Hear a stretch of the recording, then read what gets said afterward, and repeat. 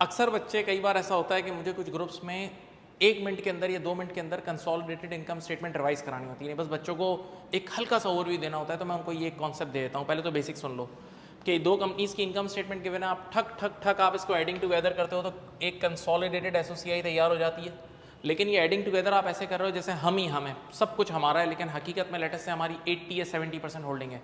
तो फिर बाद में आप एनसीआई निकालते हो और इनकम स्टेटमेंट का एनसीआई ऐसे निकलता है, देखो NCI is equal to S companies profit after tax multiply by NCI holding percentage.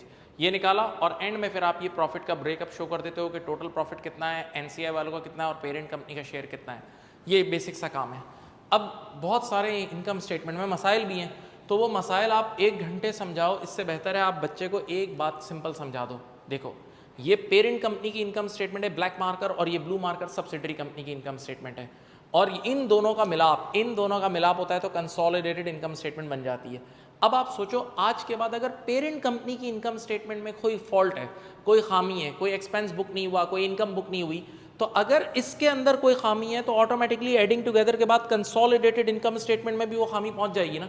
तो पेरेंट कंपनी की हर खामी को कंसोलिडेटेड इनकम स्टेटमेंट में डायरेक्टली सही कर लेना, मसला हल, राइट। कोई भी एक्सपेंस इनकम का इशू है, लेकिन आंखें खोलें, अब ये काम की बात है। ये ब्लू मार्कर एस कंपनी की इनकम स्टेटमेंट है।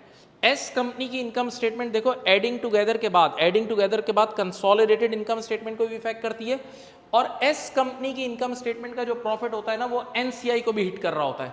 तो याद रखना आज के बाद अगर एस कंपनी की इनकम स्टेटमेंट में कोई खामी होगी, कोई एक्सपेंस या इनकम एक्स्ट्रा अंडर या ओवर बुक हुआ होगा, तो उसका इंपैक्ट एडिंग टुगेदर के बाद कंसोलिडेटेड इनकम स्टेटमेंट में भी आएगा, वहां भी सही करना है, और एनसीआई की वर्किंग को भी सही करना है। इस कॉन्सेप्ट को अगर जहन में रखें, आपके 99% चीज़ें सही हो जाएंगे। उम्मीद है बातें समझ आई होंगी। अपना बहुत ख्याल रखिए। Thank you.